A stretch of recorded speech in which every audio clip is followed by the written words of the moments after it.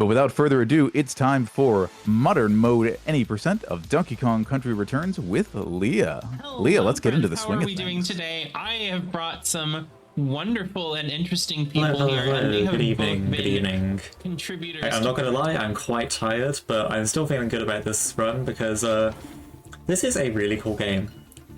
This is a remake of DKC Returns, a game originally released on the Wii in 2010, and this remake was released right at the beginning of this year in January, actually the day before the Switch 2 was officially announced. But nonetheless, I'm playing this on a Switch 1. I currently do not have a Switch 2. But either way, the remake of this game introduces a difficulty selector, so you can play in either modern mode, which we're going to be doing, which makes things slightly easier, or you can play in original mode, which is basically the same rules as the original Wii version.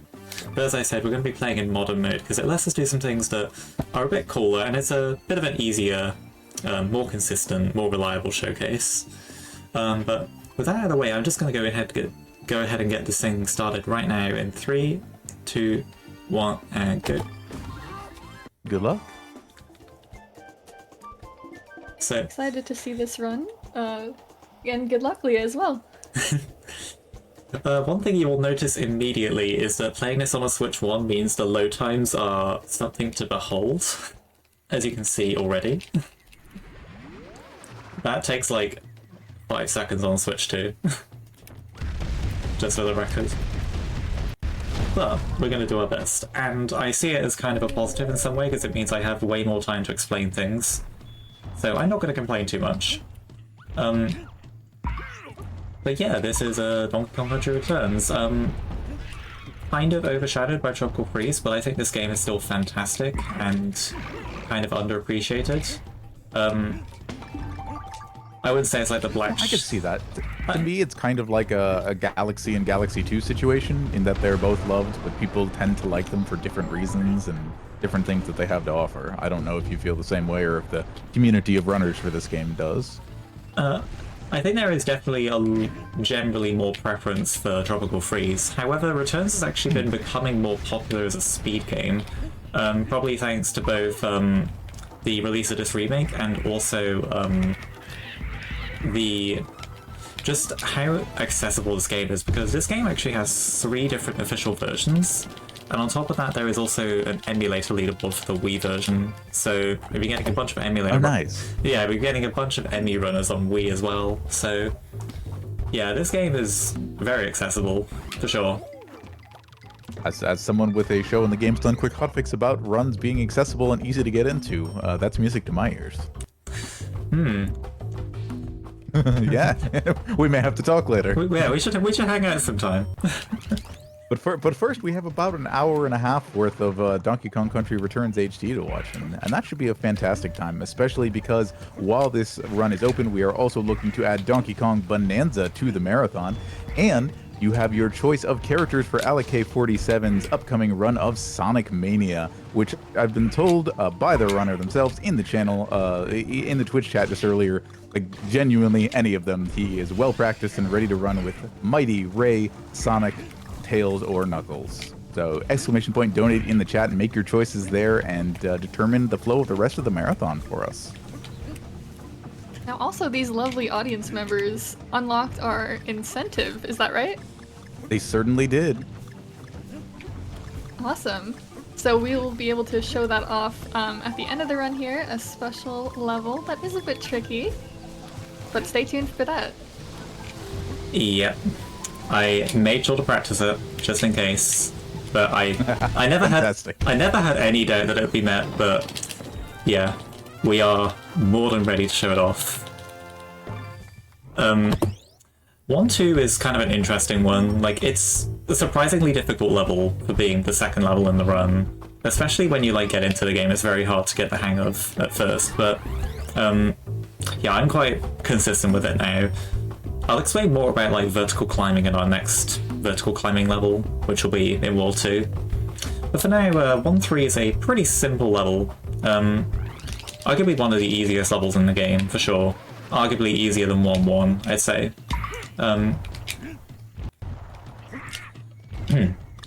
throughout the run, I'm probably going to be explaining many things that are different between HD and 3D and the original Wii game. Because there are many things. Also, that bounce jam is completely unintentional, but it looked cool. I'm not going to complain. That was off script, but I got a coin out of Hey, it. if the backups look cool, then there's no problem using the backups. I got an extra coin out of it, so financial stability is always nice. This ending is... Nice, I got the ending. Okay. That ending trick is only possible in HD because when this game was remade, they kind of imported Tropical Freeze's bounce physics into this version, and I mean, Tropical Freeze is known for having really good bounce physics, and one of those things is a delayed bounce. So to make it easier to get like high bounces on enemies, there's like a window after the enemy that you can input the bounce. The consequence of that though is that you can intentionally delay a bounce input, so you can get like a little neutral pop and then input your full bounce to get a bit of extra high, and that's what makes that ending possible in 1.3. And it saves a little bit of time, but it does have more applications in other levels. And it's what makes HD really stand out, I think. Oh no. That's fine. Not quite. I'd say 1.5 is a very early place to have the first death, I'm not gonna lie, but that's fine. These things happen. Yeah. You were busy showing it off for explaining. the audience. Yeah, well, there's that. Yes. Yes. Showing off the mechanics, but also explaining some variety of other mechanics. So it's perhaps unsurprising that one thing slipped your grasp while you were focusing on so many others. Yeah, that is... kind of brings me on to the fact that this game is really hard. Although... You don't say. Although it's... The difficulty spike is really in the second half of the run. Like, World 5 onwards is where things get noticeably very difficult. But even then there are like little levels peppered in throughout that can kind of trip you up. But yeah, that place I died at was actually another example of a delayed bounce, kind of. I used it to get me further along to that cannon that I ended up hovering too short of, unfortunately. And yeah, there are a bunch of other things that are different between the versions. It's really, like, some of the fundamentals are similar, but like, you pretty much have to relearn every level, at least a little bit, when switching Right, from... no, I can imagine. Yeah, and it was really confusing because I... So, I don't know if you've heard of the other marathon, Go Fish. I submitted the Wii version of DKCR to that marathon like a couple months ago, and I totally forgot about it, and then it got in when I had just been like practicing HD a bunch and like improving the Any% record, so I had to like just quickly remember all the muscle memory for Wii, which really messed me up, but because I wasn't about to just like drop the run or anything. No, I'm gonna finish what I start, but yeah, I kind of messed. And your times on both versions are incredibly impressive, but the idea of being fluent in both of them at the same time is a pretty big ask. Yeah, it's like, it's not quite like being able to speak like two different languages, but it's being able to speak like American and British pretty much. That's kind of like the difference Sure. between the versions of DKCR, I'd say. SM MIDI in chat. Right. This minecart level looks great. Is there any way to speed it up though, or is it more of an auto-scroller? So these sitting minecart levels, I say sitting because there are some later on where you stand in the minecart, but these sitting minecart levels do have some bits of speed tech, mainly regarding slopes. So for the most part, I want to ride downward slopes and I want to avoid upward slopes. I say for the most part because sometimes there are slopes that are too steep. We're going to come up to one shortly, and they'll actually take you more vertically than they will horizontally. This one is too steep, so I jump off it early. Unless, of course, I'm getting the G, but I don't need that in this category. So yeah, I mean, it doesn't add up to a huge amount overall, maybe only like a second or two per level, but it's still time safe. And it's not too You hard to definitely do. see the momentum after that big slope at the end. Yeah.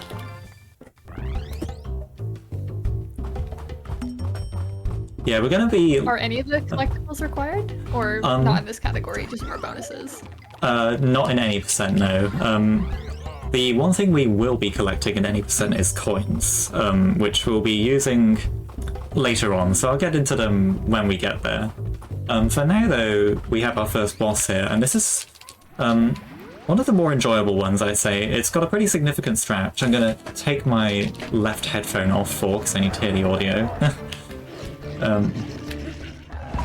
So, right here... Good, got it. I was listening out for a specific audio cue I have there. So that stops him? Oh no. Uh-oh. Okay, never mind. I lost that time back. I got the hard part and messed up the easy part. But that strat I did basically lets him, or it forces him to stay at the left side rather than walking all the way across. Saves like 3 seconds-ish. But then I kind of lost that 3 seconds back by messing up the same thing. Oh no, I just did that again. I'm tired. I blame it on tiredness. But it's okay, because there's plenty more run. That's World 1 done. I usually like to get around like a 9:25 there. But, I mean, nothing catastrophic has happened.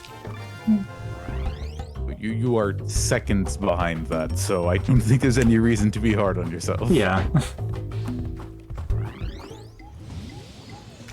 Yeah, I have been grinding this category.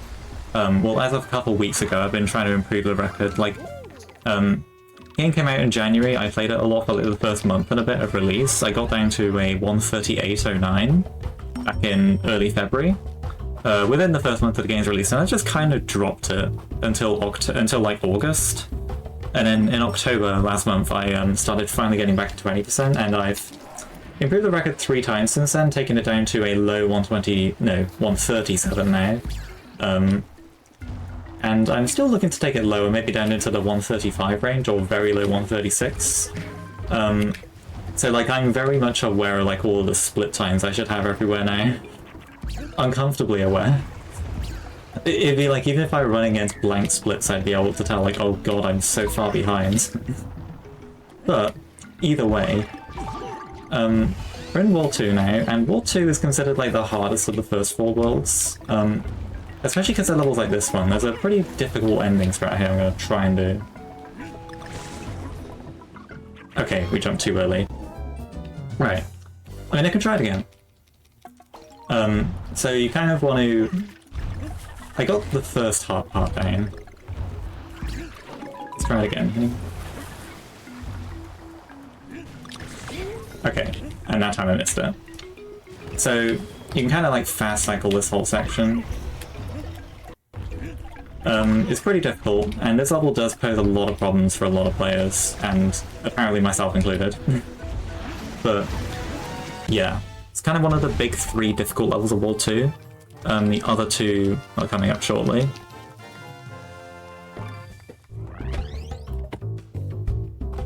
Now earlier, when we were chatting, you mentioned how you also play a lot of the IL levels, or trying to get those times down on SRC. Are a lot of those specific strats based on the timing of such things? Yeah, I guess I've, in most of my speed games, I'm like an IL runner before a full game runner. And this one's no exception. In fact, like, I pretty much spent like the majority of my time picking up like several IL world records back in like 2020 before I ever touched any percent for the Wii version of the game. There are a lot of like IL only strats that are very difficult. Some of them I have eventually implemented into any percent. But yeah, some of them firmly remain IL only. But I mean, I guess there's a stereotype of like IL speedrunner goes into RTA and completely destroys the category, and like, I guess that's not completely untrue for me. I think it has definitely helped me a lot, because I see a lot of like really minor things that I probably shouldn't see. But I think those things add up over a run like this. But at the same time... You know what else adds up? At the same time, what adds up sometimes... is sorry, go ahead, Leon. At the same time, sometimes though, like, sometimes I take a death because I'm trying to save like a very small amount of time. And that would actually apply to like both of the deaths I've taken so far in this run. I tried to save like a couple frames on something, and as a result, I completely miss a platform or a cannon and I die. So it kind of backfires sometimes. It's interesting trying to like transition more into a consistent RTA runner, because I think consistency is definitely still an issue for me in a lot of games, but I'm trying to work on it. I mean, the way to work on it is just do more runs. It's pretty simple. So that's kind of what I've been doing. Oh, I had to mash there. I have to mash 5 times to launch the rocket there. There's kind of nothing going on in this level, I'm gonna be honest. This is an auto-scroller that's about... There's kind of nothing going on for the next 2 minutes. Okay. Well, that's a fantastic time to mention our new open incentive, which is the anatomically correct hedgehog model for Sonic Adventure 2 Battle. As described by our runner Pumpkin Spice Latte, it's anatomically correct hedgehogs. It's a model mod, and it's as cursed as it sounds. You don't want to see it. In parentheses, it's hilarious. We're looking to raise $175 Canadian by the time that run starts to have that met, which will also get us closer to our $3,100 milestone for Donkey Kong Bonanza. Chat, you know what to do. ! Donate. Give as you are able if you want to see those very cursed hedgehogs. Ooh, I'm very curious what an anatomically correct hedgehog in a Sonic game would look like. As someone who has seen this mod before, it is, it's funny, but it's also deeply unfortunate. It's the kind of thing that could very easily throw a runner off if they weren't familiar with what they were expecting, or if perhaps their comms or anyone else joining them was laughing uproariously the whole time from how ridiculous it is. So if you want to see that, get in your donations to Little Warriors using ! Donate in the chat. That sounds disturbing, I'm not gonna lie. That's the one word that sticks out in my head when I think of that. Yeah, We no, need a mod that's a very for, appropriate adjective. We need a mod for this game with an anatomically correct Donkey Kong. What kind of gorilla do you think DK is? I wish I knew enough about animals to know that. I feel like somewhere in the lore that's actually spelled out for us, but I don't know it. So chat, if you do let us know. Or if you want to send in a wrong answer to write your own lore for Donkey Kong, please feel free to do that. How are Donkey and Diddy Kong related? The lore will never know.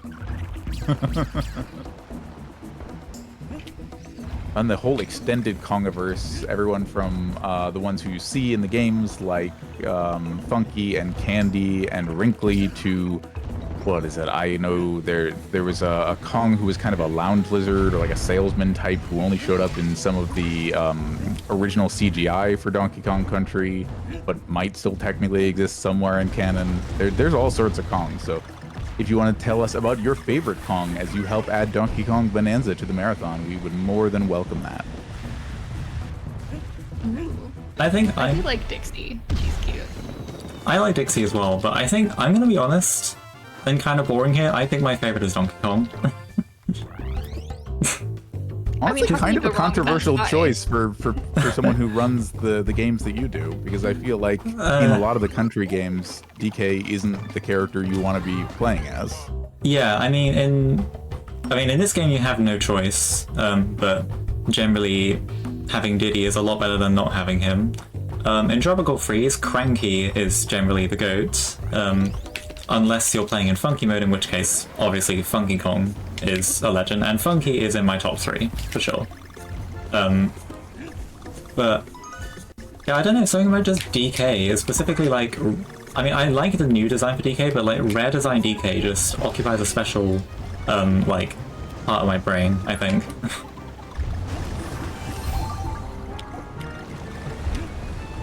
This is something about him just feels right. In particular... Oh, go on. Something about him just feels right. I don't know. Like, I do still respect the new design, though.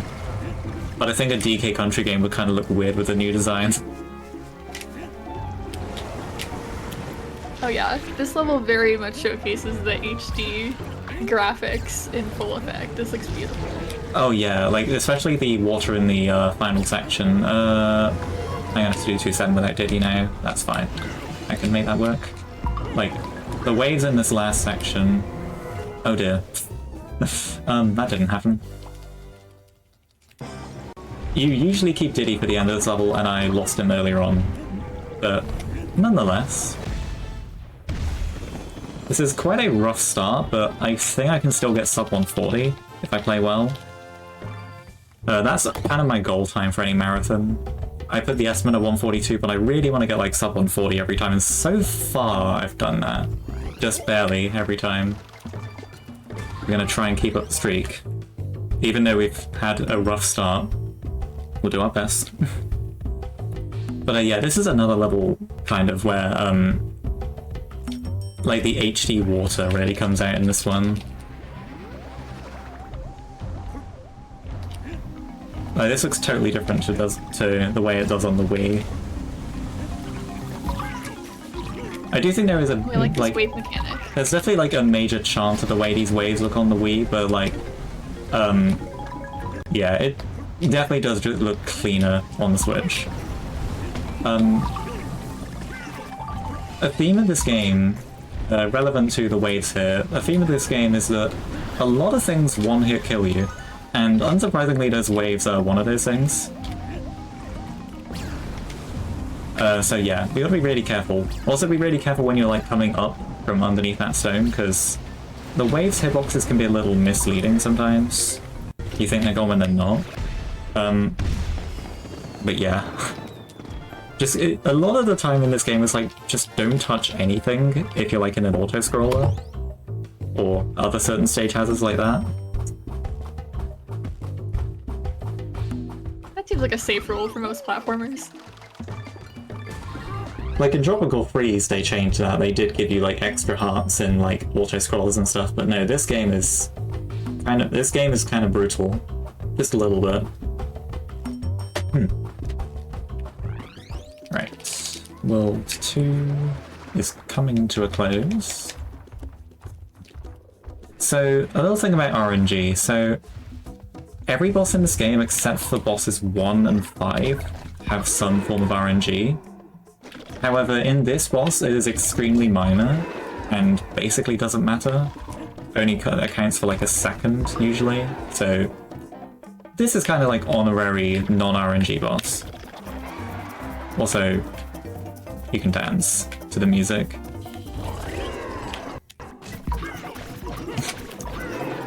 I love a boss with a good beat. While we are mowing through this run, chat, you need to beat Leah to the end of this to add Donkey Kong Bonanza to the marathon. Still looking for about 300 more Canadian to make that possible. Who doesn't love more Donkey Kong? I don't know. And if I did know them, I might not want to. More Donkey Kong is always a good thing.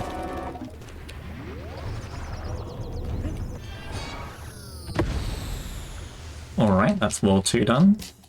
I got I actually got a very lucky outcome there, although it's kind of hard to react to.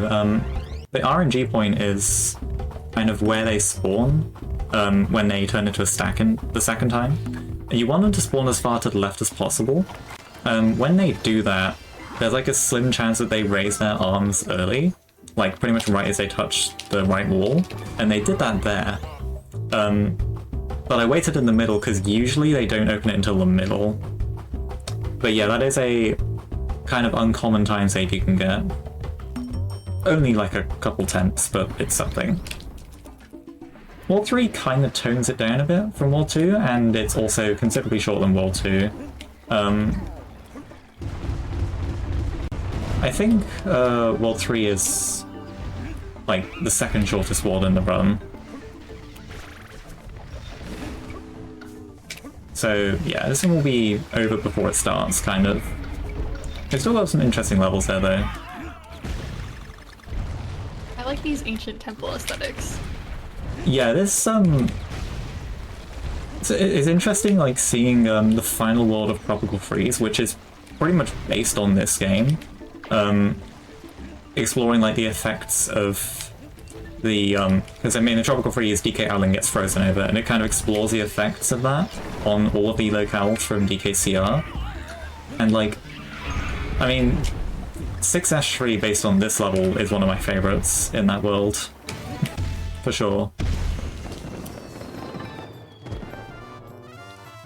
And in the back for a split second there, I saw a statue of an original Donkey Kong. Yes, and he is holding a left Joy-Con, which in the original Wii version he is holding a Wii Remote instead. And I believe in Tropical Freeze he's holding a Wii U gamepad in the background. Oh, I love those little Easter eggs.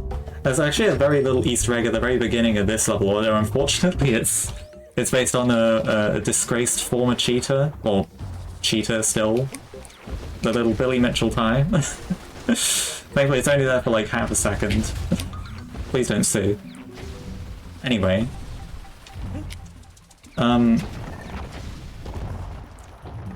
3-2 is the longest level in World 3, and one of the longest levels in the run. This is an important room, and thankfully it went well. If you miss any of those, it's kind of a world of pain. You have to wait like at least 5 seconds for it to come back. So just get all the birds at once, and it's smooth.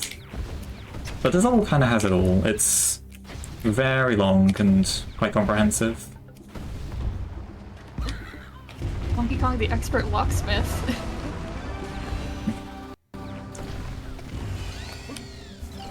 Wonderful. Can I hop in for a second? Yeah, sure. Oh, So for everyone who is confused, hi, I'm Trainer Nade. I'm going to be taking over for host for a bit, possibly the end of this run. But I am here to say we are still raising money for Little Warriors. We still have incentives open. You can do that exclamation mark donate in chat. And yeah, I also have chat up. So tell me, I don't know, what's your favorite Donkey Kong game? Chat. Leah? well, I think I'm a bit biased. Might be hard to guess what my favorite game is in the series. Just a little bit. I must say, You never know. if we're being specific, I'd say the original Wii version of this game. To be specific. Okay. I think the original Wii version, it controls a bit more smoothly, I think. Like, the physics are a bit, like, nicer, I'd say. And I am one of the few people who enjoys using the motion controls on the Wii Remote. Oh wow, I'm messing this up. I think the motion controls are really good for this game. I am really messing this up. Where? Okay. I am not in my... Distracted you. I am not in the zone this run. Wow. We're doing our best. No, it's okay. You're just giving us more time to raise money. Yeah, that's Exactly, yeah. that's exactly what it is. I mean, as far as like getting under 140 goes, my best possible time still gives me 3 minutes of time loss I can have. So like, we're vibing. Just taking our first trip to the shop here. We've been collecting coins throughout to be able to do that, and in 3 cases, this is the first one, we're going to be buying a map key to take a shorter path through the overworld. So in this case, this takes us not only through one less level, but this level is also shorter than both 3-3 and 3-5, which we're skipping. So this is a pretty significant time save of like 2-ish minutes.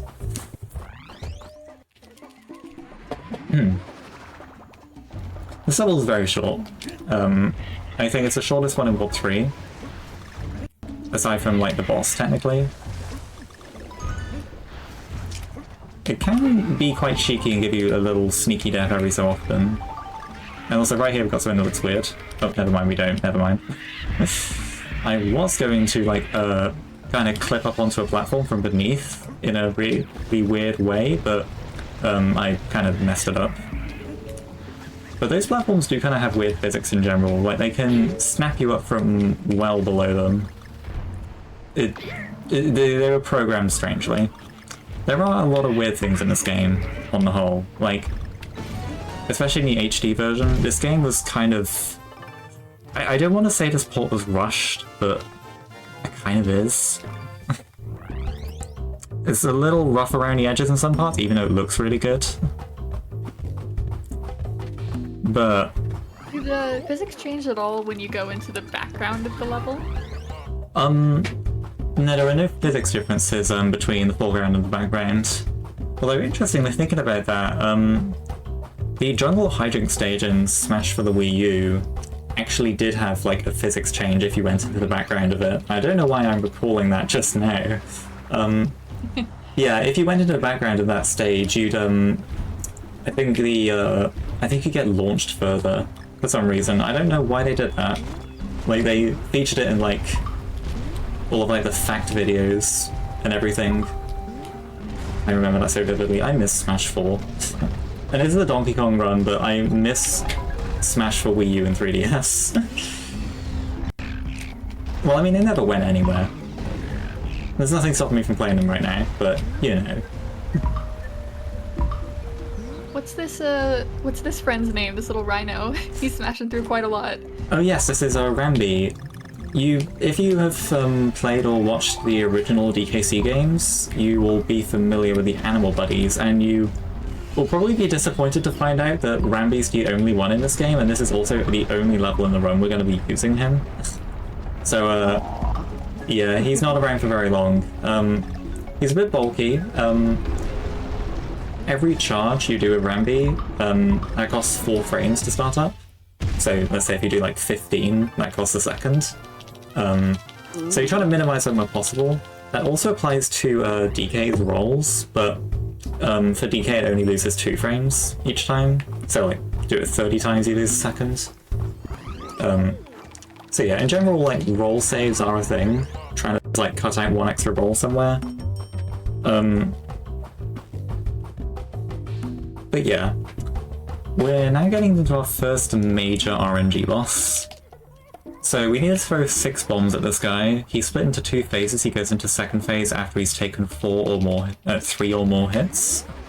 There are really like a million ways this can go. Let's see what we get. Okay, already throwing a bomb away from us. That's not a good start.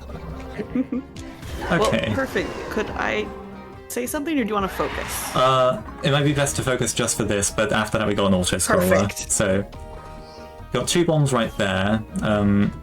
He gives us an extra 1 here. Okay, good. We've got into 5 hits now, so he's going to chuck a missile into the ground. That's going to destroy the bottom layer of the arena. He's got a very high chance going to the right. He's got like a 10% chance going to the left. Like that. Okay, sure. But he's gone now anyway. Of course, right as I'm explaining, there's a very low chance for him to go to the left. He goes to the left. But we were prepared. You kind of stand in the middle there so you can adapt to either. But yeah, that was a clean fight, honestly. That's above average luck. You can get like a nice like 3-3 cycle. Like 3 bombs, GG. But I mean 2-3-1 works well as well. But yeah, I'll hand it over to you now. Of course. So everyone, I know T had teased that we had that new incentive open for the anatomically correct hedgehog models. Y'all, you are not ready for this. Our socials have posted a picture of it. So you can go, !socials in chat, you can go to our Bluesky, that Prevent-A-Thon link, and there is a picture of what these anatomically correct hedgehog models look like. And we need $175 to unlock that, and I need to see this being run. So y'all, even if you can only donate a couple of dollars, if you can, !donate in chat, we would so appreciate it, and of course, it is all going towards a great cause. And while I have you here, just for one more second, and I'll throw you back over to Leah, remember we also have that Sonic Mania character bid war, and that's gonna decide what our character is, I believe, for Sonic Mania. So we need to decide what character is going to be running for us. Knuckles, Mighty, Ray, Sonic, or Tails. So, and currently everything's tied. So even just $2, $3, will go and put your favorite in the lead. Exclamation mark donate in chat, and I can read those off. I just took a look at that social post. Oh my, it's quite cursed. Are there, I think, 4 shoes and... Yes. Interesting. It is horribly cursed. And I believe our runner also said it looks even more cursed in like motion. And cutscenes also get very messed up. Like oh no. Alright, what's all this about? Oh dear. Oh no. Are you mid-run pulling it up? Oh no.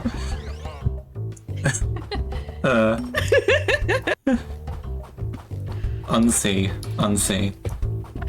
Anyway. You can focus on run, it's okay.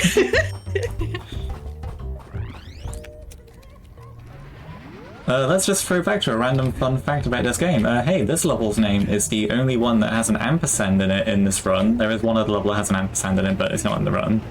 And, in the Wii and 3DS versions, the ampersand is actually replaced by apostrophe N apostrophe in the PAL regions. But on Switch, it was changed to an ampersand for all regions, so they kind of... British erasure, unfortunately. But... Oh no. They knew we were too powerful. The top 3 runners... the top 3 runners for the Wii version are all British. Like... Oh, okay. So it's direct relation to the fact that y'all are too good. Yes. Is that a more common thing in British English than in other languages?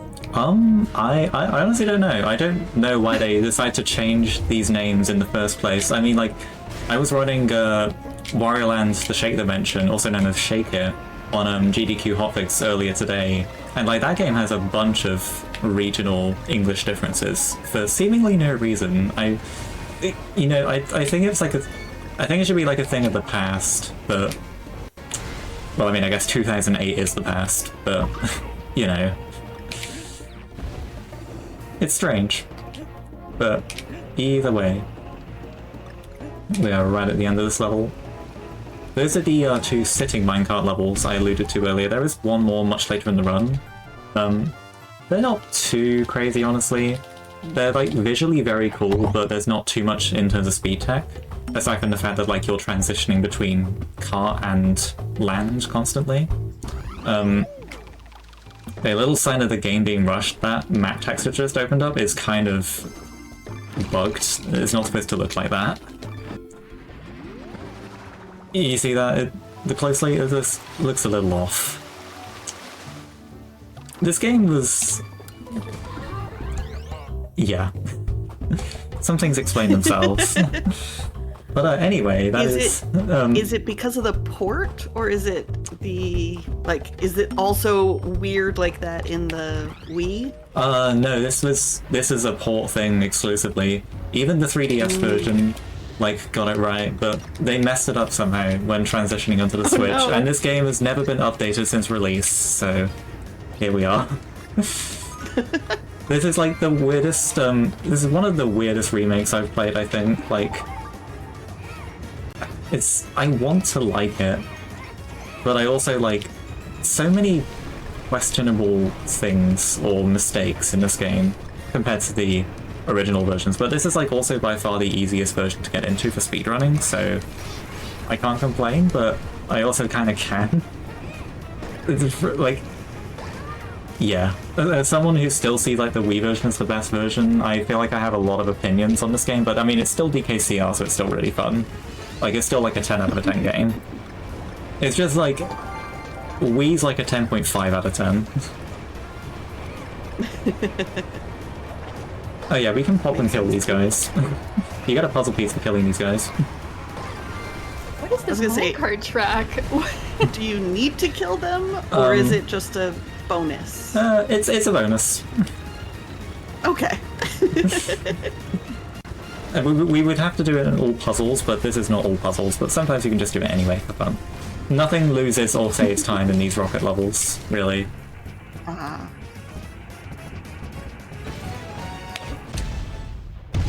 This seems a little dangerous. I feel like maybe we should get OSHA involved. Yeah. I mean, all of these animals that are fighting against DK are actually hypnotized. That's explained in the intro cutscene, but we skipped it, of course. Oh, whoops. Menued wrong. Yeah, everything that's fighting against DK in this game is hypnotized against him, so it's not their fault. They also try to hypnotize DK, but DK is either too smart or too dumb to be hypnotized. Which one is up to you. Yeah. Alright. Chat, I need you to donate and tell me, is DK too smart or too dumb? Why is he not getting hypnotized? This is one of the most interesting bosses in the game. This is kind of split up into 3 phases of whack-a-mole, and then one final phase where you fight against the big guy. And these whack-a-mole phases, you have to basically get rid of 10 moles. The one I bopped at the start there didn't count. But yeah, 10 moles and then transition to the next phase. And you can pretty much skip the entire waiting section you're supposed to have between phases. The cart that is left standing will dictate how far away the train is. So if it's the rightmost cart as it was there, it'll be furthest away. Whereas if it's the leftmost cart that's standing, it'll be really close. And anything that's like middle or left 2 carts you can get to with just a roll jump with no diddy.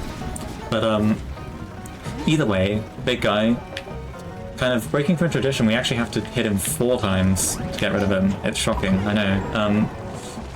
He will never be in the first 2 carts that shake. It's incredible. This game is really innovative. Well, that was a lucky hit there. But yeah, he will never be in the first 2 carts that shake, so you always have safe spots. That was a really good 4B. That would have been a gold if I didn't have a menu mistake before the fight. Oh well. I'll cope with that. That would have been... Marathon luck, right? Would have been a gold. But I will... It's okay, I can do better. But anyway... Yeah, we're now going into Ward 5. Some people say this is where the run begins. This is where the fun begins. This is where the run begins. Like... This is the site of the first major difficulty spike. So every level in this world is considerably harder than anything that's come before it, except for maybe 2-1. So yeah. Generally, if you're taking a death in a run, it's probably going to be in this world.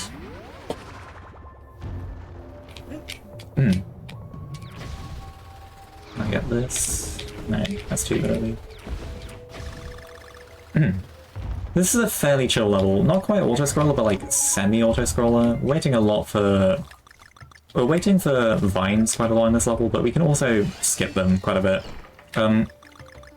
One interesting thing about this level, though, is this is one of the few levels that's significantly affected by the control scheme you use. So in this game you have what's called the default control scheme and what's called the alternate control scheme. And now default will put roll and pound on X and Y, while alternate will put them on the shoulder buttons, and the grab button goes on the other one. So like for default it goes on shoulder buttons, for alternate it goes on X and Y.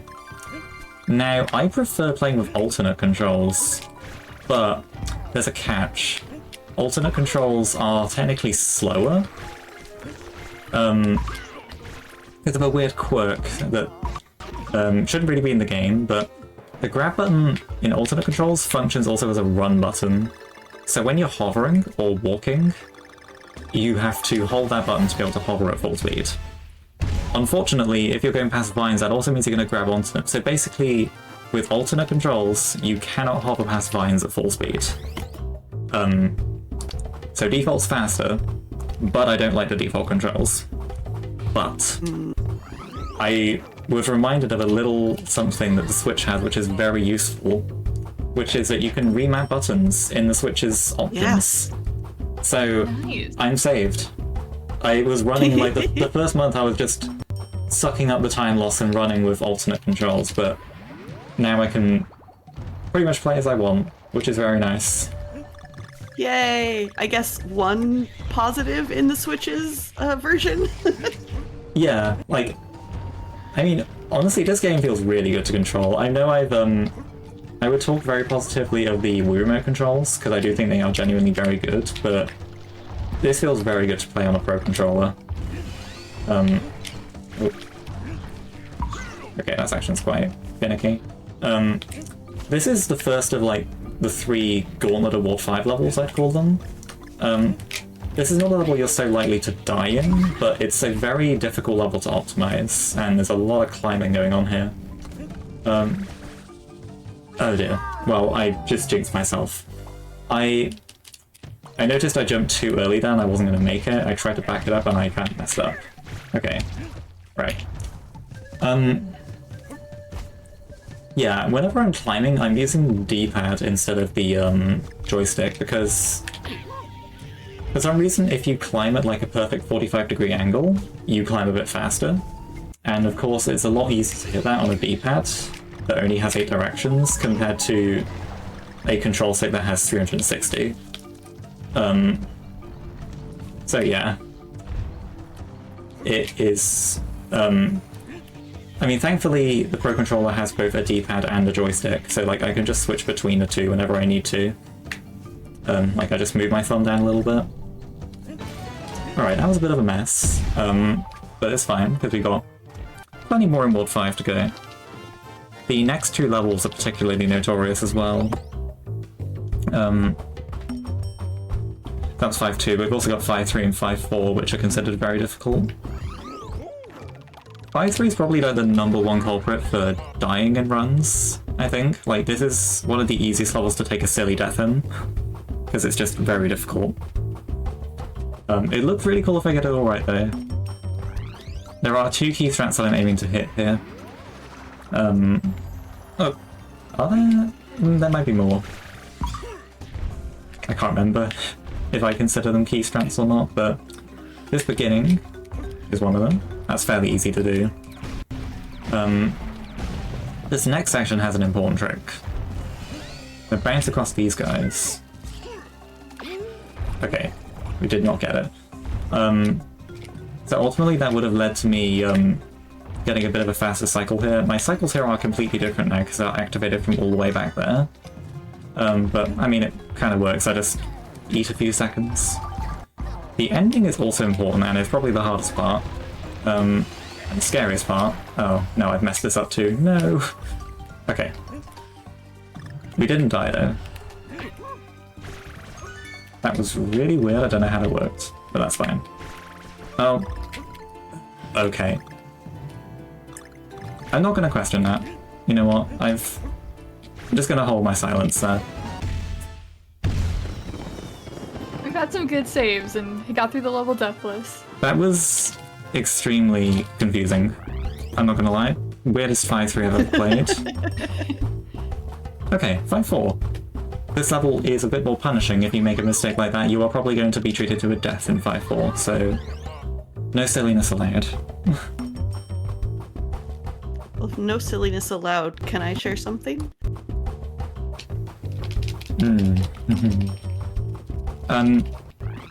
Yeah, maybe I might try to lock in for this one, so I'll... Okay. Yeah, I'll probably go quiet for this one, but,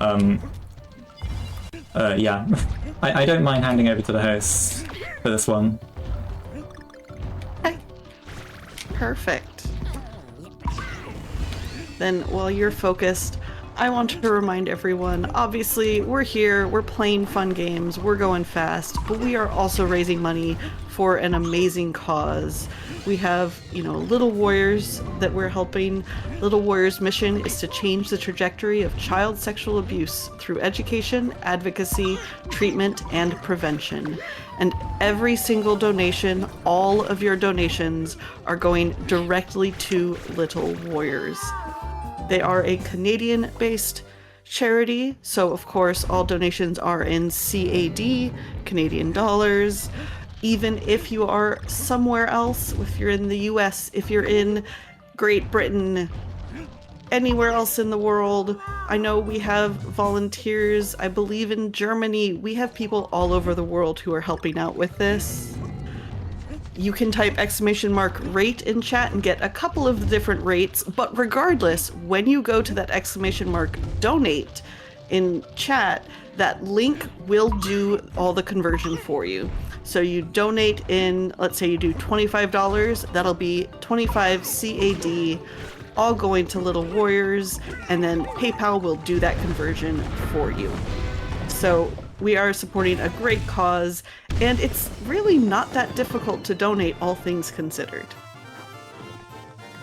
Hey, and I talked just the right amount of time. Perfect. I got kind of messed up there. I would have had a fairly clean first go through, but okay, there's hippos at the end. They can just kind of, if you get too close to them, they can just kind of slap you, and you just die. That happened, and then I died 2 more times, so I got hyper messed up there, but it's salvageable. Best possible time still gives me like just under 2 minutes to lose if I want to get sub 140. Like, it's lenient-ish. And this level's a lot simpler. And takes a break after that. This level and the next level are considerably easier than what we just did. What would you say is the hardest world overall? It's either between this or World 7. I think I'm leaning towards World 7, personally. I think most people would say World 7. But I think this is my second hardest, probably. And then World 8, World 6, World 2, World 3, World 1, World 4. I wanted to go for something cool there, but I didn't get to try it. There is a very weird way you can kind of like sequence break this section. Like, get outside of the cannons, in a way. It saves 4 seconds if you hit it, but it's also, like, fairly difficult. I forget if my current record has it. I know one of them did. I can't remember. It might. Oh, right. Arachnophobia warning for, like, the next minute 15. You've been warned. This level has a lot of spiders, although we're kind of going to be outrunning them for most of it. But it does have spiders. If you don't like them, look away.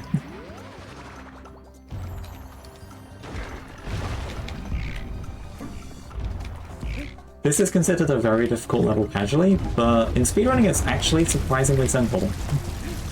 There really is not a huge amount going on here that could trip us up. Kind of just a straight shot to the finish. I can kind of see the spiders in the distance, but they're too far away to pose any problems. As you might be able to guess, knowing this game, they are a one-hit kill if you get hit by them. But yeah, we'll be fine. So does the 3 hearts only work if you run into spikes, but anything from any enemy is instant kill? So it's pretty much like anything that the game like identifies as like a big threat, like those spiders. Oh nice, I got the thing. Anything that the game identifies as like a major threat will just one-hit you. And additionally, anything you hit in like an auto-scroller in a minecart or a rocket will also one-hit kill you. Which is kind of mean. That is a gold split. I got something this run. Yay! Yay! Yeah, I should clarify that little weird rocket thing I did there quickly. If you grab frame perfectly, kind of like near the peak of your bounce, and you have Diddy with you, you can get like an extra vertical boost, and you can skip a cannon that way, say 0.8. This boss has no RNG, but it is very hard, and I'm going to lock in for this one. To the best of my ability. Awesome, you got it.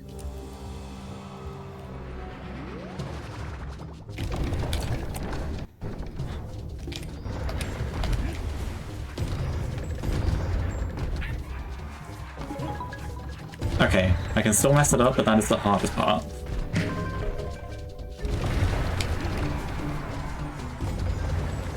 We believe. If you believe, type !donate in chat. Tell Leah how well she is doing.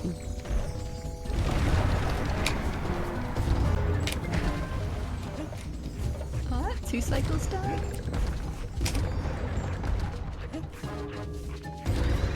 Perfect. Nice. Excellent. That is really good. Yeah, Is that one of the harder bosses in the game? that is, I'd say, definitely the hardest boss in the game. The others kind of Oh, like you made it look easy. yeah. The others like kind of replace difficulty with RNG, but that is just a really difficult no RNG, no nonsense boss. And yeah, I'm the only one doing that cycle currently, which saves like 7-ish seconds over the save strat. You can do that. Oh wow. Yeah. It's too big of a time save to ignore, considering because I'm like decently consistent at it, but it's always scary. Especially because the first phase is the hardest part. Like if the first phase goes wrong, the whole thing kind of goes up in flames pretty much. And you lose like at least 10 seconds. And when you're halfway done with the run, like that's scary. Yes. Are you the record holder for this game? Yes I am. For Switch 1 specifically, although my Switch 1 time converted to a Switch 2 time would also beat the Switch 2 record, so yeah. Wow. I will get a Switch 2 eventually, but currently I kind of want to push the game as far as I can on Switch 1, kind of build up the patience with the longer load times. Because our leaderboards are split because the two Switches are just not remotely compatible. Like, it's like playing a different game. It's not just the load times, it's also the frame rate. This game lags quite a bit on Switch 1 every so often, and Switch 2 completely removes that. So yeah, it's a completely different game. We have to split the leaderboards. And by we, I mean me, because I run the leaderboards. Board moderation is so fun, though, honestly. I've been a moderator for a bunch of different games, including all 3 versions of DKCR, and, like, it's very rewarding. Like, yeah. No, it is, definitely. And you know what else would be rewarding? So I know we talked about the 3100. If we can reach that, we will get another Donkey Kong game. And the newest, Bonanza, which will be so fun, y'all. But it'll also get us within $100 of how much the maximum, the total we raise for Prevent-A-Thon 4. So, like, not only is it, a fun number, will it get us more money for Little Warriors, it's also going to get us really close to how much we raise for Prevent-A-Thon 4, which is just cool. What were you saying, Echo? I don't even remember, but you're telling me we can get a milestone, an incentive, a bid war, and great money towards Little Warriors all in one donation. Yes, exactly.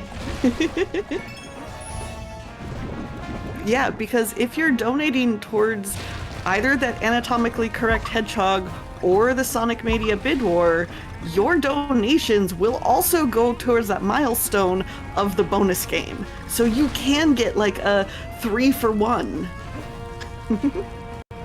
Now that sounds like a great deal.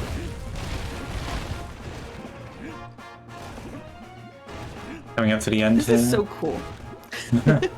Don't look at I'm amazed by watching the game. This game. I like to imagine those fountains are like chocolate in the background. I was gonna say it's like forbidden chocolate. It's molten tar, but we can pretend it's chocolate. Like it will probably kill you if you try to eat it, but I mean, but you could eat it once. Yes. You can eat anything once. I mean, I'm just thinking about like those like those transparent colored N64s and N64 controllers. Like they look delicious. I'm not gonna lie. I kind of want to know what they taste like. I say that and I have like a transparent red N64 controller like 3 feet away from me. I oddly know what you mean, yeah.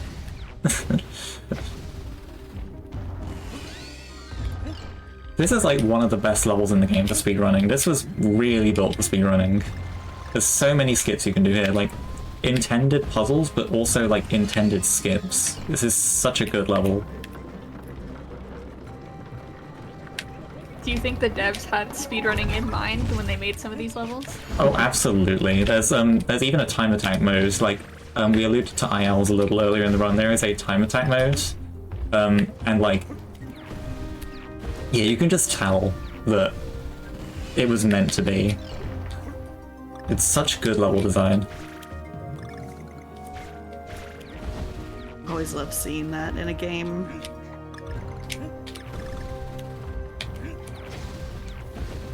This also just looks fun. I haven't played it like casually, but I don't know, this just looks so fun casually. It really is. It's really difficult, but like modern mode on the Switch version or new mode in the 3DS version makes that much less of a barrier for entry. Like I think it's a very accessible game, both in speedrunning and casually. As you just casually skip the last 10 seconds of the level there. Yeah. I know! Like, okay, it's just flying over the entire cliff.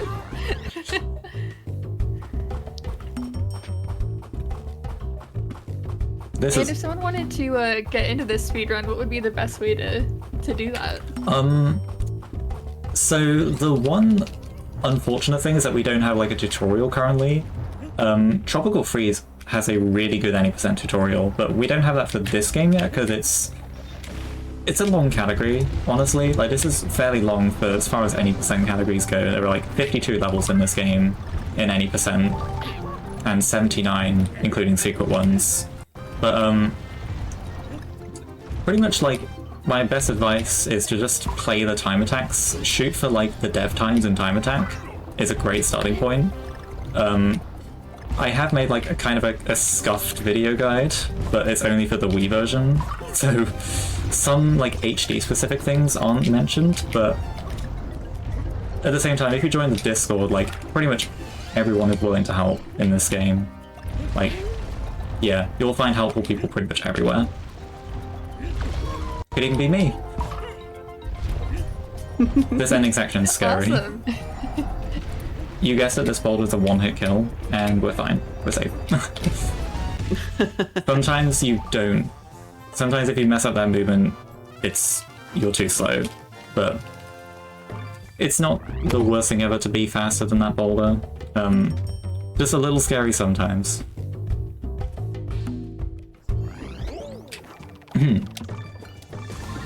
Now it looks like this is the last level before the boss. We'll come back to that later, but for now, this is a really interesting level. It's kind of divided into segments, more so than like most other levels in the game. At least that's kind of the way I see it after like playing an IL so much. Oh, that is a very important strat I'm doing there, which is grabbing against the ceiling. The grab button has weird properties in this game, especially in HD and 3D. As opposed to the Wii version. It can kind of let you stick into ceilings a little bit, and also glide against walls. Like, if you are about to bonk a wall, if you grab against it, you'll just kind of slide down it instead, with no, like, with no, like, bump back or anything. And yeah, it's also very useful against ceilings, like, at the beginning of that level there. The latter part of this level is kind of like half auto-scroller. This guy is chasing us. If you've been doing your homework, you can probably figure out it's a one-hit kill, if he gets us. But yeah, we're pretty limited in what we can do here. I do believe he teleports to you as soon as you get to the bottom here, so that's the first thing you should do. But aside from that, just kind of waiting for him for a little bit. Cheeky jump there, and now we're free. Still got to outrun him, but we are very fast. And kind of like both applications of the grab I showed off right there. Grabbing into a ceiling to kind of stick into it, and then grabbing against a wall to like softly glide down it. So a really nice, convenient bit of speed tech that was only really recently fully explored. Oh no. I thought that was the last level. Nope. There's more? No. Who could have guessed? I can't believe it got 6-6 glitch again. This happens every time.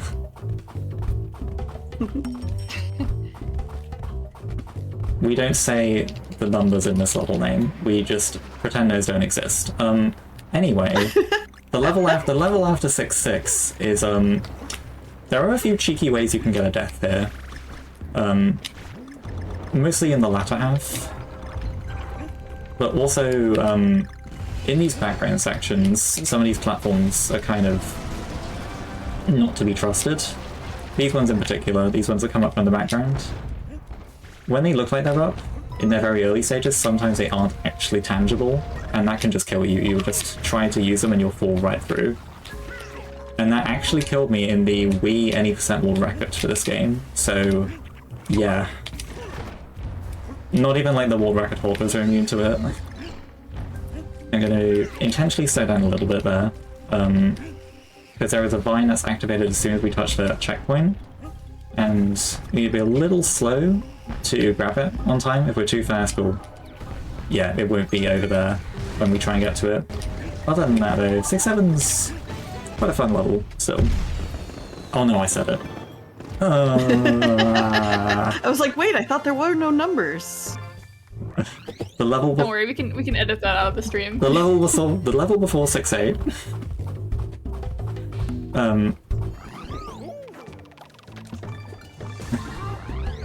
Anyway, 6-8. It's so nice to say numbers again. This caught me out in the Go Fish run as well. I thought I'd learned from my mistakes, and here we are. Anyway, 6-8 is a global cycled level, so we don't need to go too fast here. Like, we got leeway in this level.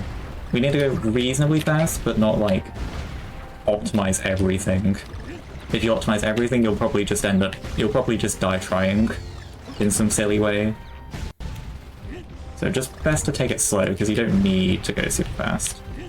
Like, with Pace Lock played this, like, I had like half a second of leeway there still, even though I was taking it easy, relatively. And then there's another one at the next checkpoint that I've got to wait for. And then from there, I'm kind of free to go.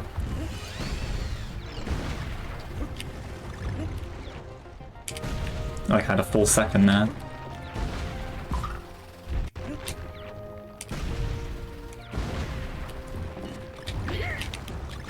Oh no, I forgot. That's not what you do on HD, that's what you do on Wii. Okay, I messed myself up by trying a Wii strat. Yes, you're not supposed to roll jump there in HD, you're supposed to do just a regular jump. That's how you do it. Let's try that again. Just demonstrating. Yeah. So, something like... It's reading the version differences. Something like this. That's how you do it in HD. In Wii you can go a little faster there. And even its ending's kind of pace locked, just slightly. But yeah. Best possible time is... A lot of times you seem so fast that the screen is kind of rushing to catch up with your character. Yeah, 6-8 is... It's visually such a cool level. I think it's one of the most atmospheric levels in the game, for sure. Like, if you like look at the level on like noclip.website, website, you go so high and the level lasts like a minute. It's really something. I think the cliff nails atmosphere more than any other world in this game. Alright, this is, in theory, the longest level in the run. In practice, it might be one of the latter two bosses, but as far as time attack world records go, this is the longest boss in the game by about 30 seconds. And the longest level overall. There's no RNG in the first phase here, but in the second and third phases there are bits of RNG. I also want to issue a little volume warning for this boss. They kind of programmed this boss poorly in 3D, and then they retained it in HD because they kind of based HD on 3D. So, in about like 5 seconds, you're going to want to turn your volume down.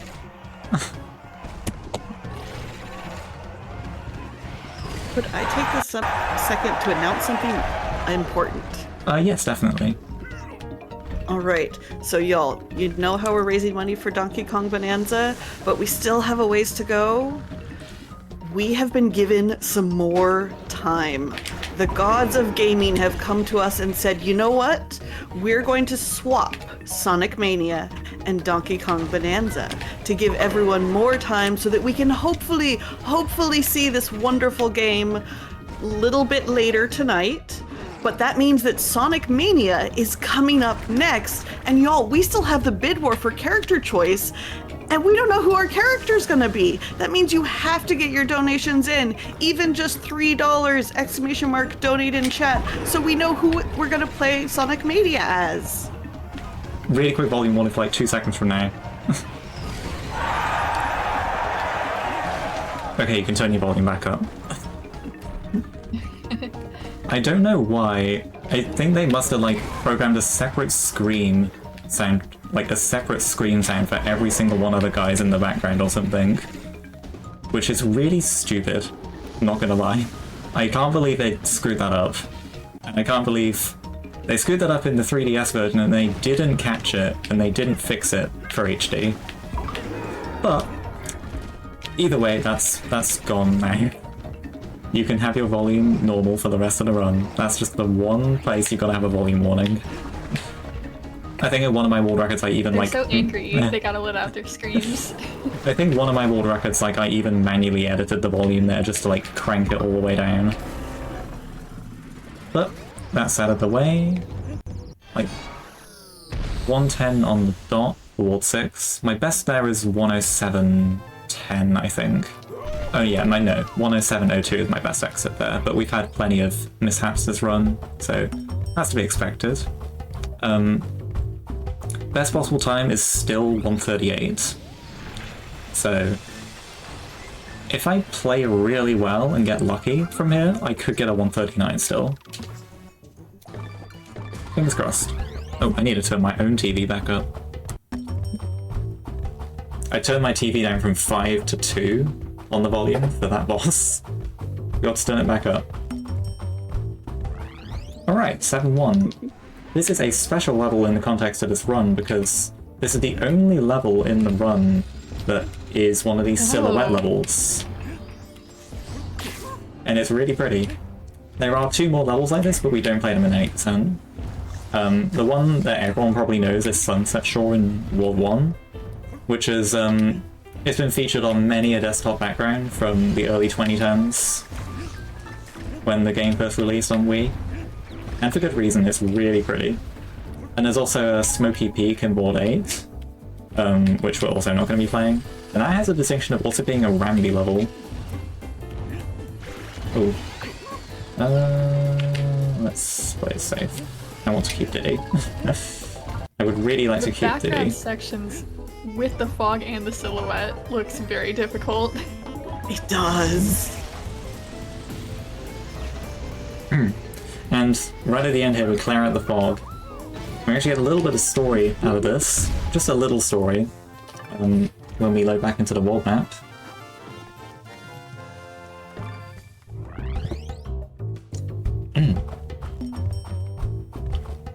So when we came here briefly, it was covered in fog, but now it's all clearing up.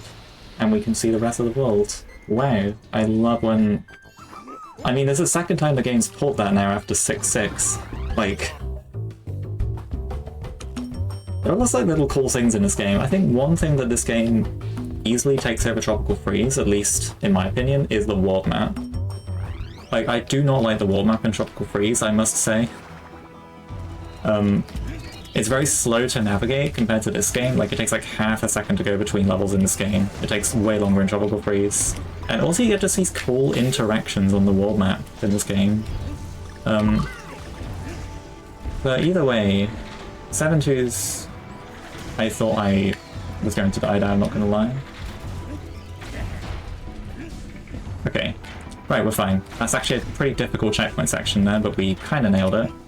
We're going to lose Diddy, but that's all according to plan. There's no worries whatsoever because we're getting back right at the start of the next level. We're gonna lose him right here. We've gotta be pretty fast here to not get squished.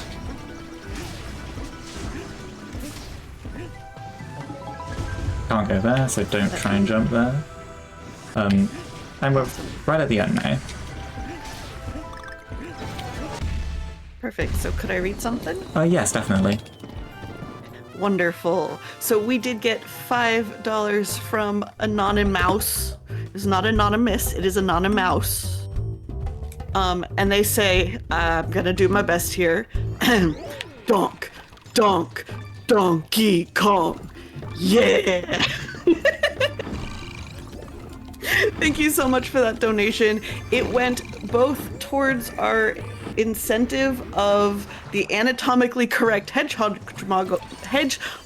models, try saying that 3 times fast, and towards helping us unlock that Donkey Kong Bonanza bonus game. Thank you so much for your donations. Keep them coming, y'all. We still have a little bit of time to unlock that Donkey Kong Bonanza, so keep your donations coming.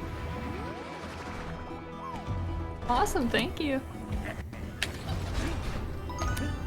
Beginning of the level's a little slow paced there because we were waiting for a little hand cycle to open up, but aside from that, we're pretty much fine now. We got Diddy back right at the beginning. So the main thing was that shopping trip we just did. It was not the same as a usual shopping trip where we just get the key. We did get the key to get to this level. That skips, like, basically there's this, I mean, this is like a 40-second long level instead of like a minute and a half auto-scroller. That's what we save by doing the key, right? Oh, whoa, don't do that to me. We also bought 2 items from that shop. We bought a banana juice, which is going to be a surprise tool that will help us later. And we bought a green balloon, which is going to help us in the next level, actually. Provided I remember to equip it, which I've forgotten to do before. And we are most certainly not going to forget to equip the banana juice. No, not banana juice. The green balloon this time. We are going to menu to 7.5. We're going to menu down its select inventory, and we're going to put on the green balloon, and we're not going to forget to do that. Good job, Leah. You remembered to do it. I needed to do that. I needed to make absolutely sure I did not forget that, because I had done it before, and it is soul-crushing. So the green balloon is an item exclusive to modern mode. That basically, if you fall in some pits, it will bring you back up. It will kind of revive you. But that has some interesting properties that are not quite intentional. We're going to see those in the kind of halfway through this level.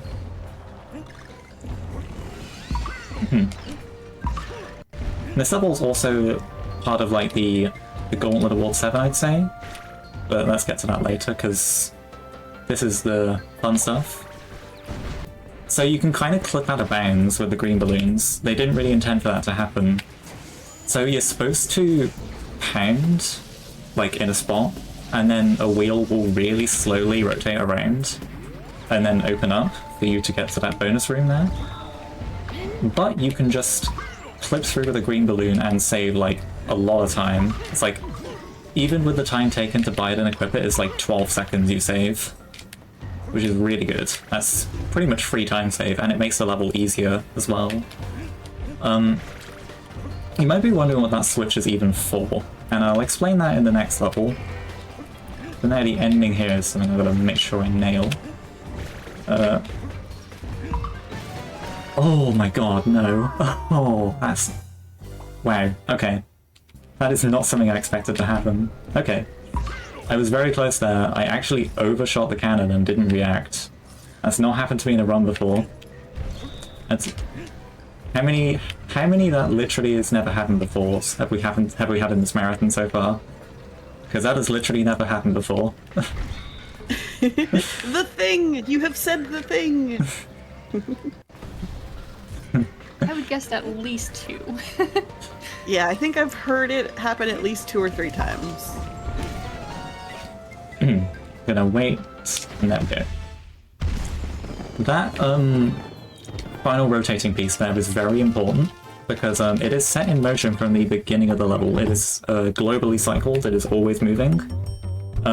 It is possible to get a faster cycle than the one I was trying to get, and then died trying to do. But that is very risky, and the thing is, you can't know where the thing is until you've already pretty much inputted the cannon shot. And of course, if it's not open, you'll just bounce off and die. So yeah, try not to do that. But yeah. Back to the switches.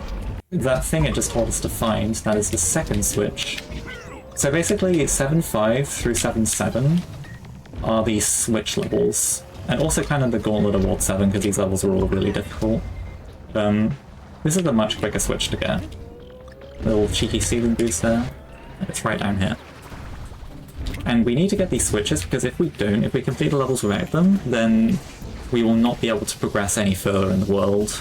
And we'd have to, like, recomplete these levels with them. So yeah, they are mandatory. Yes. This is a really cool level to speedrun, mostly in the ending, which is also by far the hardest part of the level. Yeah, I mean, this is obviously one of the coolest levels casually as well, but, like, yeah, this ending section's really something.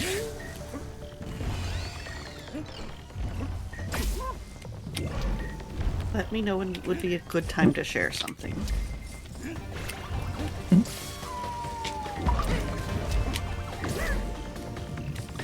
Just because I don't want to distract you. We're right near the end here. Oh. Perfect. Yeah, we're in the clear.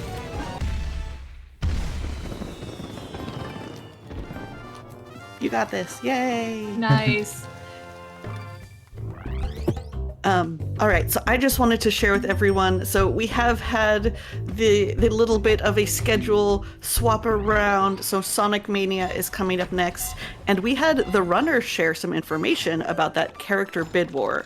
So we were told, so for the Sonic Mania characters, only Sonic fights the final boss, Knuckles has RNG, Ray has the highest skill ceiling and most skips, Tails has the second most skips, and Mighty is just a worse Sonic.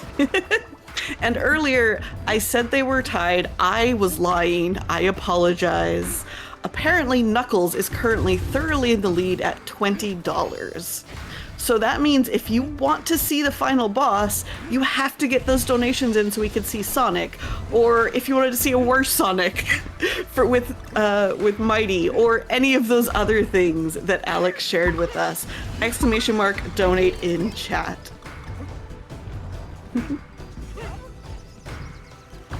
Oh dear. Got kind of messed up there. That's fine, we can do this without Diddy. We'll just do without. We are adults. We know how to handle situations like this. Gonna chuck that guy out of the way, because if that guy was sitting on that flip panel when I pounded it, he would have exploded and cost me a heart. Oh no. Yeah, definitely not gone to plan here. I would like to still have Diddy by this point, but we can work around it with difficulty. Oh, that fire stays on for a really long time after you come out of the room there. Gonna play this safe.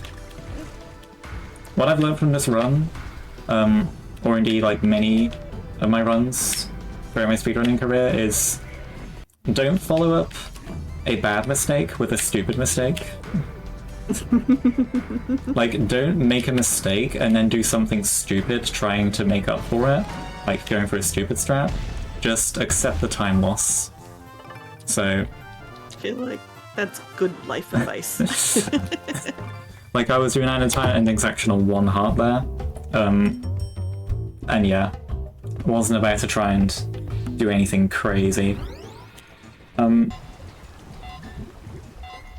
Yeah, we have kind of a really weird one-off level coming up here. So we got all of the switches. That rocket has come up now. And this is a very strange level. So if I can pivot to talking about other categories quickly. This game has 6 main categories. Any percent, this category. All stages, play all the stages. All puzzles, play all stages with all the puzzle pieces. Mirror mode, all stages in mirror mode, which is a hard mode. 200%, which is all stages plus mirror mode. And then file completion, which is all of the above, pretty much. Like, file completion encompasses literally everything you can do in the game. You beat every level with all puzzle pieces, you get the time attack medals, and you beat every level in mirror mode as well. You do everything you can do. In that category, you do pretty much every level 3 times minimum, except for this one, which you only play one singular time because it has no time attack and it has no mirror mode. This is like in a 9-hour run, you play this level for like 50 seconds, and that's it. And that's the case for every category. This level's just kind of here. It's very much a one-off. It's strange that it even exists, but it's kind of cool. Kind of the calm before the storm, I'd say. Because this boss is really something. I would say these last two bosses are the most infamous in the game, especially in speedrunning.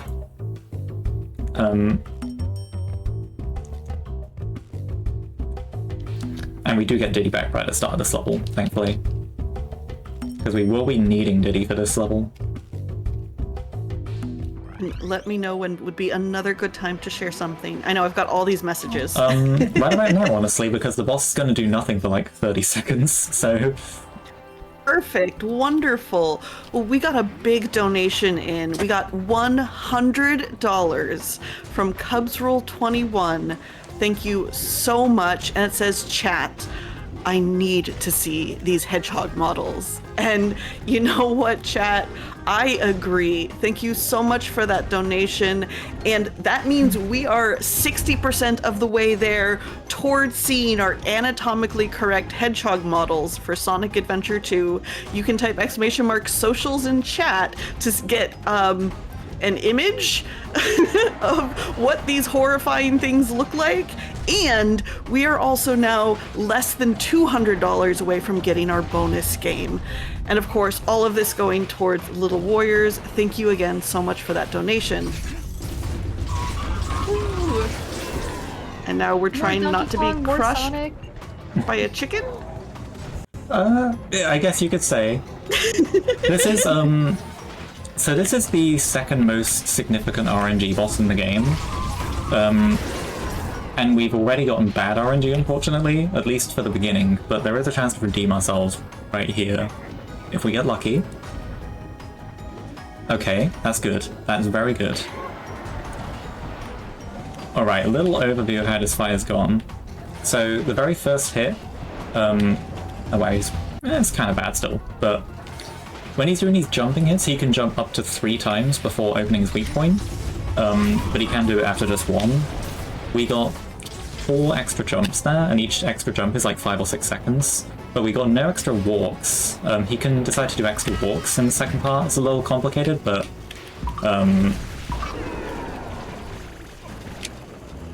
Oh no, that happened. Oh no. Okay, let me just... What? I can explain. That's the first time that's gotten me. Okay, like... 10 things happened and I was trying to explain them all at once. Okay. Let's start over. This boss does nothing at the very beginning. What happened there is I was trying to do a very cool strat for the second phase. Unfortunately, that has a chance to clip you into the wall and push you out of the level.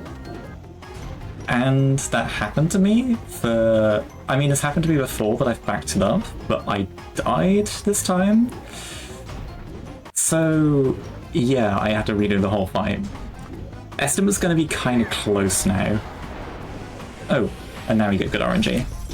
Yeah. See, if we get good RNG, we can kind of bring this back a little bit. But... I was gonna say, the game's just letting you explain better. Yeah. So after that first hit, provided he is not flush with the wall, that's kind of the important part. Make sure you do the first hit away from the wall. He will give you the second one for free. And then from here, he can decide to immediately attack you, or he can walk around the arena once, or he can do it twice. Okay, and now he's walking. If he raises his leg high, that means he's walking. But yeah. Yeah, that is a pretty devastating mistake to happen. I'm trying to go... I mean, I can try it again. Okay, he's going to give me one walk. Okay. That is still very good RNG. That's like third best RNG, probably. Alright. And he's on the right side now, which makes his strat easier. Less risk involved. So, you're supposed to hit him 3 times here. If you do this in a very particular way, you can get all 3 hits at once. Okay, I didn't get that. I can still get 2. We are back on the left side now, which is more dangerous. Okay. No cool stuff, unfortunately. Yeah, the triple hit is certainly a strategy. Each extra hit you get kind of saved like 10 to 12 seconds. So this boss has just got a whole load of moving parts to it. But yeah. That is really unfortunate death to happen, but we're gonna forget about it and we're gonna play Ward 8. Because Ward 8's pretty cool. And I alluded to it earlier, Ward 7's kind of the hardest ward in the run, so that's out the way now. So let's clear that from our conscious. And more importantly, we're not going to forget to equip banana juice in this level. We'll definitely not forget to do that right here, right now. Thank you. Thank you, Leah. You're welcome, Leah. I feel like banana juice. I don't know. Those two words together just sound weird. It is kind of weird. It's probably a thing in some cultures, but not that I know of. But for some reason it makes DK really strong. And turns him gold, apparently. Banana milk, but banana juice is quite interesting. So basically banana juice makes DK way stronger. He can tank 5 extra hits now. But interestingly, this is actually a level that is easier in original mode. So in original mode you have 2 hearts per Kong instead of 3, but for some reason in original mode you get 10 extra hits from banana juice instead of 5. So this level is actually easier. Nonetheless though, we can still make it through in one piece with Diddy, if we're good. That's kind of a tight squeeze. Take 1 more damage boost here, and that's pretty much GG. So A1's like a nice introduction to Ward 8. It's relatively easy, just because of the fact that you can damage boost through everything. And like you take so many damage boosts that it is worth just getting banana juice and taking all of them rather than trying to do it with no damage. So now we have 2 auto-scrollers back to back here, and this one I would say is kind of the hardest auto-scroller in the run. It's a rocket level, as the title kind of alludes to, and it's definitely the hardest rocket auto-scroller, I think. This can be kind of scary on a good run. Also, if I die here, then I won't be able to get Diddy back until the level after the next level. And I kind of want to start that one with Diddy. So I've got to not die in this level or the next level, pretty much. But yes, again, this is an auto-scroller, everything kills you, so just don't touch anything.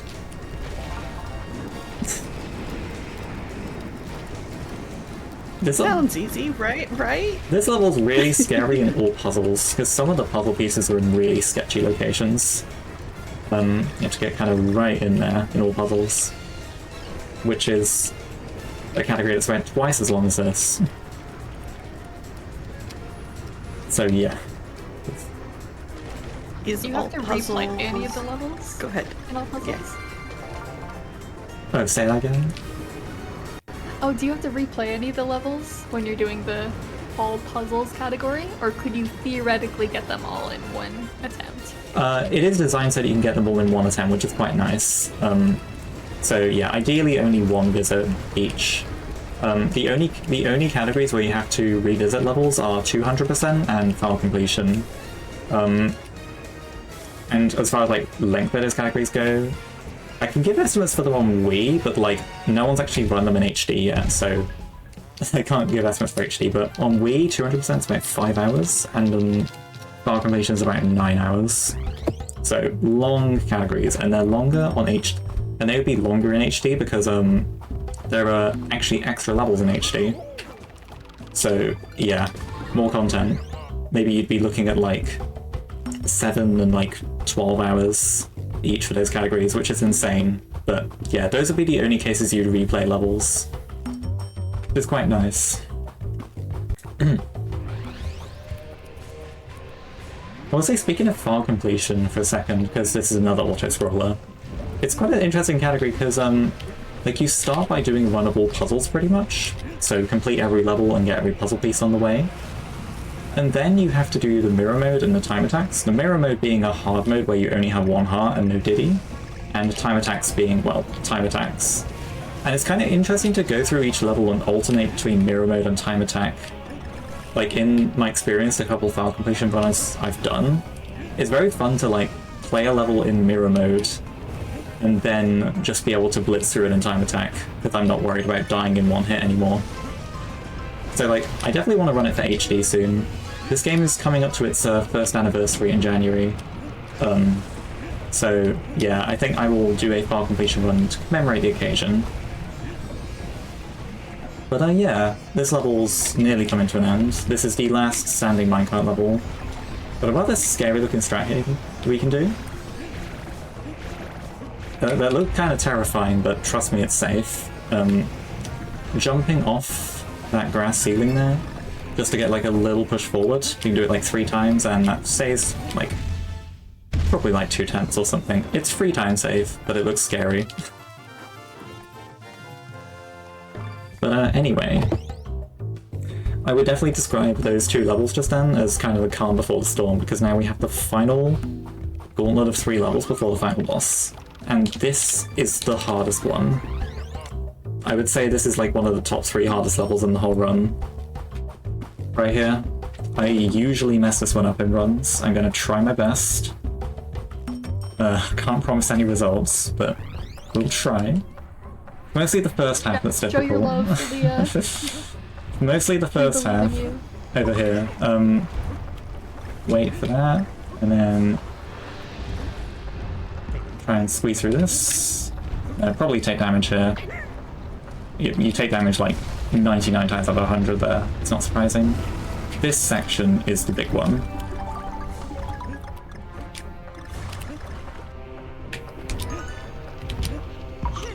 Perfect, actually. Wow, I actually nailed that. Nice. Let's go. I did not nail that in any of my past, like, 4 world records I've set in this category, by the way. Alright, one ending section quickly, as well. Okay, a little slow, but that's fine. I intentionally did, like, a slow jump there to kind of delay a set amount. There's one platform that needs to, like, open up before you can get into it, so I kind of have a delay for that. Didn't quite get it still, but close enough. That is, yeah, that is cleaner than what the world record gets, I think. By 5 seconds, wow, okay. Yeah, that's quite nice, actually. I'm glad I got that. Right, last 3 levels here. 8-6 is another pretty infamous one. It's not so hard. There is one place you can really easily take a death in this. This beginning section, intentionally slowing down a little bit there so that platform can move forward just a bit, so I can get over there a bit more easily. And get on this. Wait for that fireball to move. Go over here. This section is the hard part. There we go, yeah. I was kind of expecting that. Didn't jump high enough. Well, that's not typically where it happens. We do have to do this beginning section now with DK, but we get Diddy back around the halfway point, so nothing too difficult. This takes a little slower. Let's wait for these. You have to adapt to these platforms as they come now, because these platforms are activated from the beginning of the level. Okay, and we could take 1 hit there because we have, we need to have at least 2 hits on Diddy for the ending to work, ideally. So we can take 1 hit there because we're in modern mode and we have 3 hearts. Alright. Now that that's out of the way, we have this little ending section here. Now if you look really closely, like really, really closely, like on the right side of the screen, you can see we're kind of moving to the right. Now you can probably figure out what's on the right side, off in the distance. So we're going to do something kind of cool here.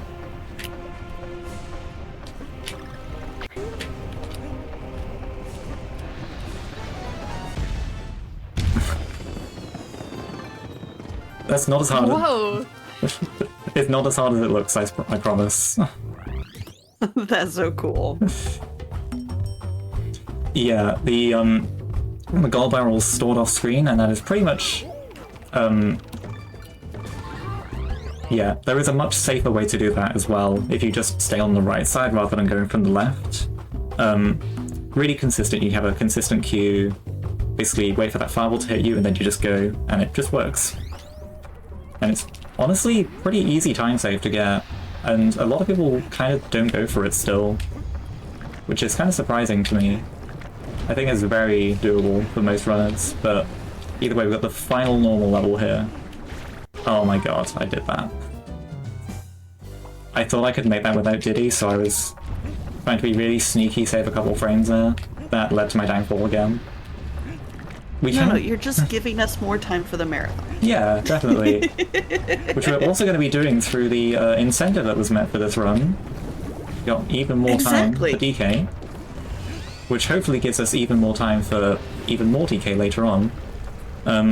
Yes. I must say, the world record for this category currently, 137.15.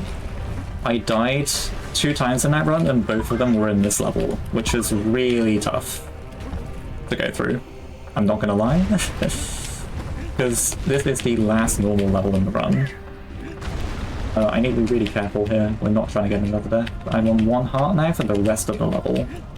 So I must not touch anything. As is the theme, if I touch anything I die, but not because it's 1-hit kills, just because I'm on 1 heart.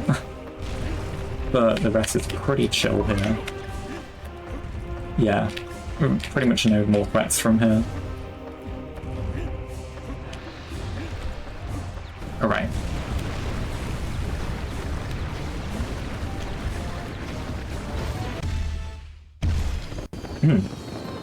And we do get Diddy back at the start of the last level, so not too worried about him here.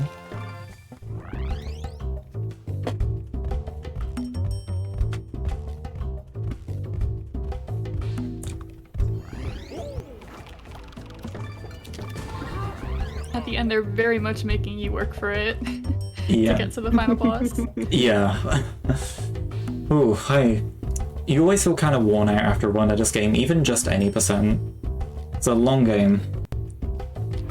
Doesn't help that I was already kind of tired before I started the run, but I mean, here we are. We made it to the end. This is quite a special, as you might expect for the final boss, this is quite a special boss level here. Because instead of the arena being right there, we actually have to do about a minute-long auto-scroller first to get up there. After you do it the first time, you don't have to redo it, you just get a checkpoint at the boss, but first time you do it, you have to do this. And yeah, this kind of gives me time to explain the boss. So I mentioned that the 7th boss was the second most significant RNG boss in the game. This is the most significant one, and it is the final boss. So that's kind of a mean combination. And it has definitely screwed over way too many of my runs in the past, including former world records and stuff, that could have been way better than they were. The boss is split into 2 phases. There's the hands phase and the head phase. In the hands phase, I need to hit each hand twice, and then in the head phase, I need to hit his head 3 times. So yeah. Let's do this. So the first... Send your energy in chat. So the first hit is given to us for free, and so is this one. It doesn't matter which hand he slaps us with there. Either one works. I don't know why it sounded like he said Androgy there, and I was gonna say like this boss is like kind of like Andros in a way. he did floating head and hands before it was cool.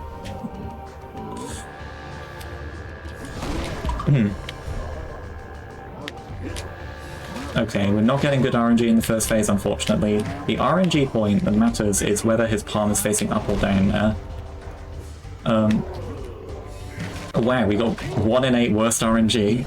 Let's go. Yes, if his palm is facing up 3 times, that is the worst RNG you can get in the first phase. Basically means 3 times you could have attacked, but he didn't let you, and at least it's like 15 seconds. Now in the second phase here, first hit's going to be given to us for free. We need to get 2 more hits after that. He can do 2 in a row, but it's quite rare. He's gonna go all out here with every kind of attack in the book. Because he really can. He can stall up to like 35 seconds between attacks sometimes, which is just mean. Okay, he's going to attack right now. And just for the record, time will end on the 3rd hit as soon as I land it. So if I get a double hit, get ready on time. That's a good attack. That's the best attack you can get. Oh, he's doing it. Get ready on time. And time. Ugh. Jeez. GG's. Gosh, that run was a complete mess. Fatigue and not playing the game in several weeks and general silliness led to that being, 4 minutes slower than my next fastest marathon run for this game. Yikes. And my PB is a low 137, as I've said a couple times. But, I mean, I did some levels right. I got some cool stuff in it. I got 1 gold in that run. I'll take home what I can, you know? I mean, from someone who hasn't seen, like, who hasn't played this, it looked awesome, so... Yeah, and honestly, Absolutely, yeah. and if the deaths get across anything, it's that this game is really difficult. Because it kind of is. Many people will say this game is harder than Tropical Freeze. I don't know if I agree with that, but it's definitely up there. It's not your Mario, it's not your average Mario platformer.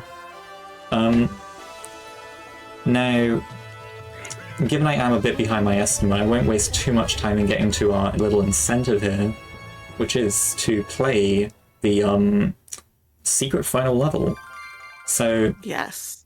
I believe we could skip the credits here. I never usually do it, but just a sec. There we go. So after you beat the game, you unlock this golden temple of sorts. However, you cannot enter it until you have beaten every other level in the game. Of course, we've not done that, but through the magic of completed files, we can see what actually lies behind there without having to do an all stages run. So when this cutscene's done, we'll hop over to my completed file and experience the secret final level.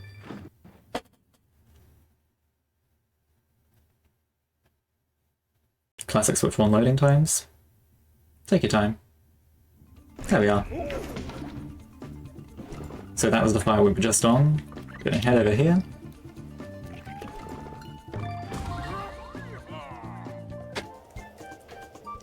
So yeah, in the original Wii version, the Golden Temple is just a single level called, well, the Golden Temple. But in 3D and HD, it is actually a full 9th world, complete with 9 levels, with the original Golden Temple level as the final one, and that's what we're going to be playing. And each one of these other levels is based on the other worlds we were playing, which is quite cool. They're all very fun to run. But we're interested in 9-9 here, and we're going to do this in time attack mode. This level has no Diddy barrels, so we're going to do this no Diddy and see what we can do.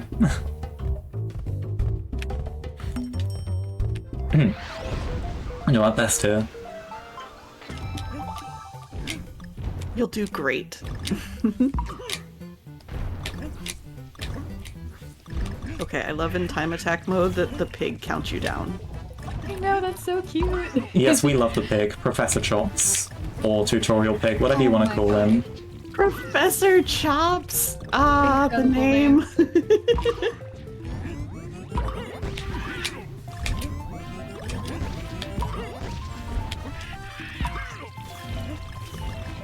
Past this point, the ending cycles are actually activated, so that little bonk I had didn't actually lose anything. The ending cycle's being these bananas here. Gotta wait a little bit. And then, boom. Shooting these cannons a little bit, and the gold barrel will come up. I think that's a 54. Nice. First try 54. That is a good time. Oh, let's go. Oh, and the pig GG. celebration, yes! The world record on this is 54.28, so it's not too far off. It's good for one try. Oh, wow. Yeah. And yeah, at least had a I showed off the incentive level very well. I'm glad about that. That's gonna be it for me. I'm quite tired, and I had one other marathon I was doing today, of course, but yeah, well, I did my best for you, and yeah, keep donating so you can watch Bonanza, because Bonanza is really cool. And where can folks find you? Like, do you stream? yes, I am actually looking to get back into running this category for world record improvements, so looking for 136, 135-ish. And I am on twitch.tv/LeahKazuno. I play this game, and I also play a bunch of other games. I play... the main one would be Diddy Kong Racing, which I also tend to run at a bunch of marathons, and both this game and Diddy Kong Racing are really good games that you should definitely check out when you have the chance. I think that's about all I have to say, but thank you for having me on. And Echo, anything, or can people find you? Yeah, you can find me at echo_tree on Twitch. I stream occasional cozy games, wholesome vibes, but this is a very fun run to commentate. Thank you, Leah, for having me. And yeah, if we keep on donating, chat, I will be back for Bonanza, so hopefully I shall see you very soon. Ooh, see, even another reason to donate to get Donkey Kong Bonanza. Thank you More bananas so are much. always a good thing. Exactly. More bananas. Thank you so much, Leah, for that amazing run. Thank you, Echo, for helping commentate. All right, everyone.